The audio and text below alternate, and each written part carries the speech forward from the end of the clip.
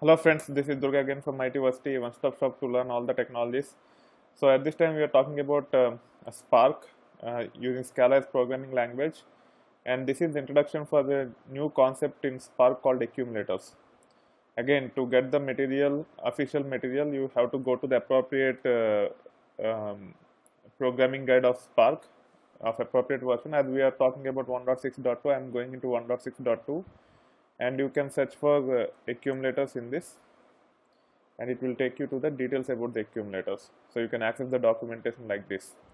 So there is simple accumulators of simple types, and also you can have custom accumulator classes also.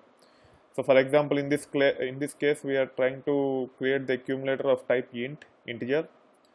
So we can actually create accumulator like this, and we can use the accumulator as part of our transformations and actions.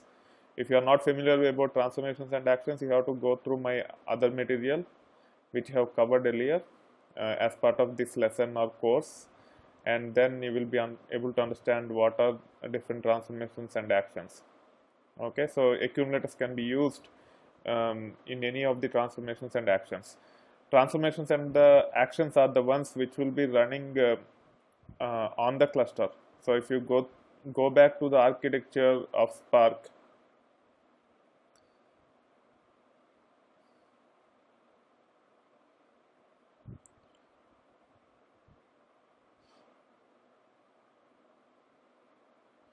so you can see the architecture here, and the actual processing of transformations and actions happens on these worker nodes in the form of executors, and accumulators will be relevant on those transformations and actions which will be running on these executor nodes.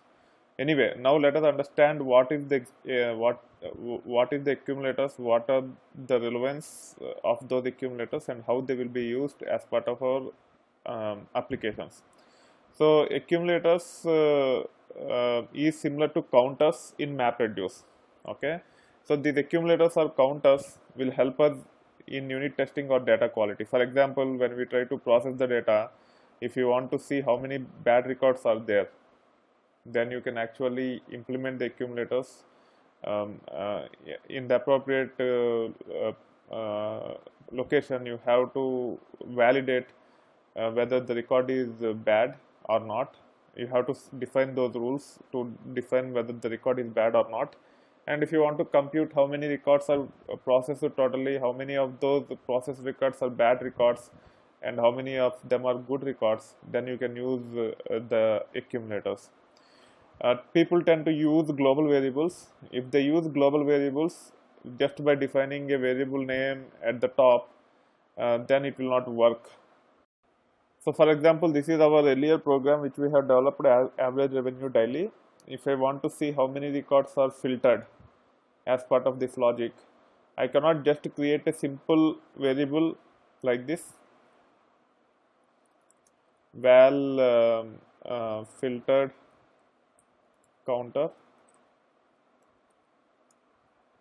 and then initialize it to some value so that the data type is inherited, and I cannot actually pass this or I cannot actually increment this variable as part of the action or transformation. In this case, filter is the transformation, and if I just increment that variable here, it will not increment when the condition is executed. Even the value will be 0 only, because the scope of that variable is within this program, and then entire this program will not go to the executor tasks. When it comes to filter transformation, only the logic related to the filter will go to the executors which take care of filtering the data. Similarly, map, reduce by key, all transformations and actions, only those will go to the executors, not the complete program will ship to the executor tasks. For that reason, we cannot just define a global variable like this and we start incrementing that global variable as part of our transformations and actions. That's where the accumulators comes into picture. Okay, And then as part of further videos, we will also see how the accumulators are actually implemented, and also you need to understand the issues related to accumulators. There are some issues related to accumulators. We will see those as well as part of the next video. There will be another video on the topic of accumulator, which covers the implementation and also the issues related to accumulators. That being said, I hope you are enjoying the content. If you like this video, or if you have to provide feedback, or if you have to provide rating, please do so. If you think um, I don't deserve 100% rating, please raise the issue so that I can work on those issues and improvise on the content going forward. That being said, thank you. Bye.